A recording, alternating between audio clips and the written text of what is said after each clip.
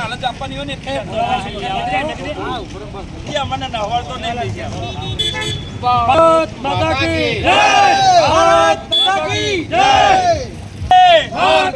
વંદે માતરમ, વંદે માતરમ, જય જય શ્રી રામ, જય જય શ્રી રામ, જય શ્રી રામ, જય જય શ્રી રામ, જય શ્રી રામ, જય શ્રી રામ। પાણી કેવા કર્યો ફાટે તૂટી જતો બધી એ દેવાના રાજવા।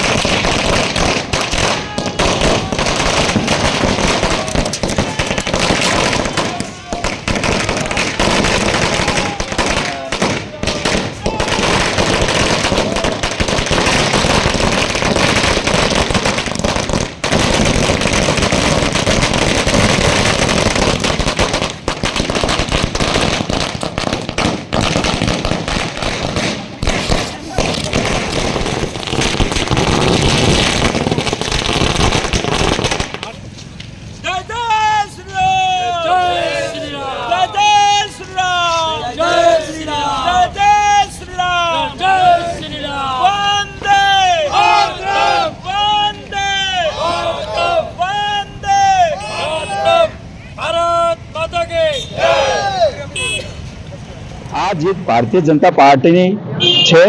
આ જીત ભારતીય જનતા પાર્ટીના કાર્યકર્તાઓની છે। આ જીત ભારતીય જનતા પાર્ટીના વરિષ્ઠ આગેવાનો અને 18 આલમની જીત છે। અને આ વિજય ઘોષની અંદર અમારે વિરંગામ, માંડલ અને દેત્રોજના પ્રમુખ સાહેબ દ્વારા અત્યારે હાલ જ કહેવામાં આવ્યું કે જુઠ્ઠાણું ફેલાવનાર આ આમ આદમી પાર્ટીએ અત્યાર સુધી દિલ્હીની પ્રજાને અત્યારે લોકોને ગુમરાહ કર્યા છે। અને એ લોકોનું એક સિમ્બોલ હતો ઝાડુ, એ ઝાડુ લોકોને સાફ સફાઈ કરવા માટે રાખવામાં આવેલું હોય છે, પણ આ ઝાડુએ આમ આદમી પાર્ટીને પૂરા સાફ કરી દીધા છે। અને એ ઝાડુનો અવતાર લક્ષ્મી માતાનો અવતાર કહેવાય છે। એટલે એ જે જુઠ્ઠા વ્યક્તિઓને સાફ કરી નાખવા માટે આ ભારતીય જનતા પાર્ટીનું ખૂબ સમર્થન મળી રહ્યું છે।